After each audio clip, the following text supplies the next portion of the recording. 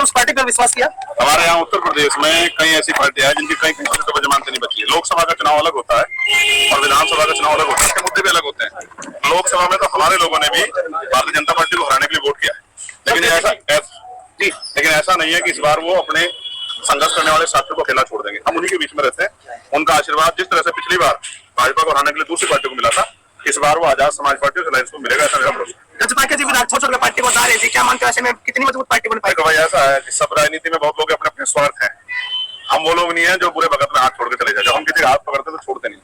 हम कोशिश करेंगे कि मेहनत करेंगे। अभी 1 महीना है, 1 महीने में तो बंजर भूमि भी उपजाऊ हो जाती है। हम लोग मेहनत करेंगे और लोगों से विश्वास समर्थन मांगेंगे। और फिर मैं आपसे कह रहा हूँ, मैं किसी के लिए सफाई नहीं दे रहा हूँ, मगर अगर कोई आदमी अपनी गलती को स्वीकार कर ले तो लोगों को उसके बारे में सोचना चाहिए। मुख्यमंत्री के सभी नेताओं का बीजेपी का विरोध हुआ, आपने किसानों का समर्थन किया, कैसे खड़ा करवाएंगे? हम किसानों का समर्थन हमेशा करते रहेंगे, हम पहलवानों का भी समर्थन हमेशा करते रहेंगे। ये मैं आपसे फिर कह दूं, वो हमारी वैचारिक लड़ाई मुद्दे हैं। हम अपने मुद्दों से किसी बात पर समझौता नहीं करते। ये चुनाव है, हम लोगों ने मिलकर तय किया है कि हमें इतनी शक्ति बनानी है कि सत्ता की चाबी हमारे हाथ में रहनी चाहिए। और मैं आपको विश्वास दिला कहता हूँ, मैं गारंटी देता हूं कि हम भारतीय जनता पार्टी की को किसी भी कीमत पे आगे नहीं बढ़ने देंगे, उनको समझौत करेंगे और आजाद समाज पार्टी जेजेपी को ताकतवर बना के उनको सत्ता की तरफ चंद्रशेखर आजाद जी का क्या हमारा स्टैंड साफ है कि हम अपने लोगों के साथ रहेंगे। आप ये जानते हैं कि सुप्रीम कोर्ट हमारा कितना हितैषी है और सरकार हमारी कितनी हितैषी है।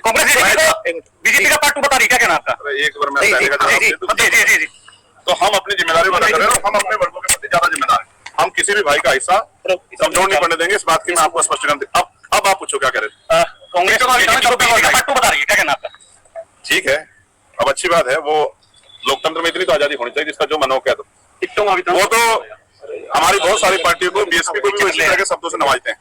मैं इन पर ज्यादा कुछ नहीं कहना चाहता। उनकी आपसी लड़ाई खत्म हो जाए वो भी बहुत अच्छी है। मुख्यमंत्री कब तक आ जाएंगे? ये पार्टी के स्टेट लीडरशिप का फैसला है। चंद्रशेखर तब आजाद हुए, तब पार्टी जो है जब तय करेगी तब उस तरह से जो जींद कौन से राजनीति का गढ़ माना जाता है? जींद से जेजेपी की तरफ से आएगा या आपकी तरफ? आज पार्टी की मीटिंग थी और पार्टी की मीटिंग में ये तय हुआ है, जिन हमारा गढ़ है, गढ़ था और गढ़ रहेगा, जिनमें हमने बैठ के कि चुनाव कैसे लड़ना है। और मैं फिर कहता हूँ, कोई भी पार्टी अगर यहाँ हमारे लोगों को इग्नोर करेगी तो उसको आने वाले समय में सबक सीखना पड़ेगा। मुख्यमंत्री नाम से अपनी सीट डिसाइड नहीं कर पा रहे कि वो कहां से चुनाव लड़ेंगे, करनाल से लड़ेंगे। असल विरोध तो भारतीय जनता पार्टी का यहाँ है।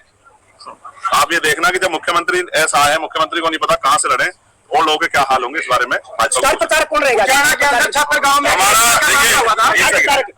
हमारे प्रदेश अध्यक्ष जी के लिए और तमाम तरह से आप ये भी जानते हैं, देश में एक ऐसी रेजिमेंट थी जिसका इतिहास युगों युगों तक लिखा जाएगा। उचाना के अंदर छत्र में बहिष्कार हुआ, ऋषि समाज का दुष्यंत का गढ़ है, वहां पर उसे दुष्यंत चौटाला ने उनकी हेल्प नहीं की। आज भी वो गठबंधन से नाराज है। और मैं आगे अपनी बात का जवाब दे दूं जी। तो एक ऐसी रेजिमेंट थी जिसने देश के लिए बलिदान दिया, जिसकी मांग मैंने पार्लियामेंट में भी उठाई, चमार रेजिमेंट। जब मैंने इस रेजिमेंट का नाम लिया तो देश के बहुत सारे लोगों को लगा होगा कि ये चंद्रशेखर किस रेजिमेंट की बात कर रहे हैं, लेकिन हिस्ट्री लोगों को पढ़नी चाहिए। चमार रेजिमेंट भंग क्यों की गई, ये एक सवाल है। मैं डिबेट चाहता हूं, जो चाहता है करना। भंग इसलिए की गई क्योंकि वो सबसे बड़ी राष्ट्रभक्त जो है रेजिमेंट थी, जिसने ये तय किया कि वो रेजिमेंट रहते, नौकरी रहते, तमाम तरह से अवसर रहते, देश के दुश्मनों के साथ तो लड़ सकते, लेकिन देशभक्ति की भावना से आजाद हिंद फौज जो देश की रक्षा और देश के को आजाद कराने के लड़ रही थी, उसके साथ वो लोग कभी लड़ाई नहीं लड़ सकते, इसलिए उसको भंग किया गया। सेंट्रल गवर्नमेंट राष्ट्रभक्ति की बात करती है, भाजपा राष्ट्रभक्ति की बात करती है। राष्ट्रभक्ति की सबसे बड़ी मिसाल चमार रेजिमेंट को बहाल कराने पर वो लोग चुप क्यों हैं? मैं चाहता हूं सत्ता और विपक्ष इस बात पर स्टैंड क्लियर करे, क्या उस रेजिमेंट की उनको जानकारी है या वो चाहते नहीं चाहते कि हमारे इतने बड़े समाज का गौरव बहाल होना चाहिए, नहीं होना चाहिए। मैंने तो इसके अलावा भी गुजर रेजिमेंट, अजीत रेजिमेंट, सबकी बात की मांग की है, क्योंकि जातीय रेजिमेंट बनी हुई है, मैटर रेजिमेंट भी बने, सब रेजिमेंट बने। लेकिन मेरी मांग है कि जो पुरानी रेजिमेंट, जिसको अंग्रेजों ने, सरकार कहती है कि अंग्रेजों के बनाए कानून हटा देंगे, तो अंग्रेजों ने जिस रेजिमेंट को भंग किया है, जिस रेजिमेंट को खत्म किया, उस रेजिमेंट को बहाल करने में सरकार को परेशानी क्या है सेंटर की। मैं प्रधानमंत्री से मांग करता हूँ, अगर उन्होंने नहीं पढ़ी तो हिस्ट्री पढ़े। हमारे यहाँ तो इन्होंने, जिनके लोगों ने करनाल में हमारा वो भी बनाया, सिंबल भी बनाया रेजिमेंट का।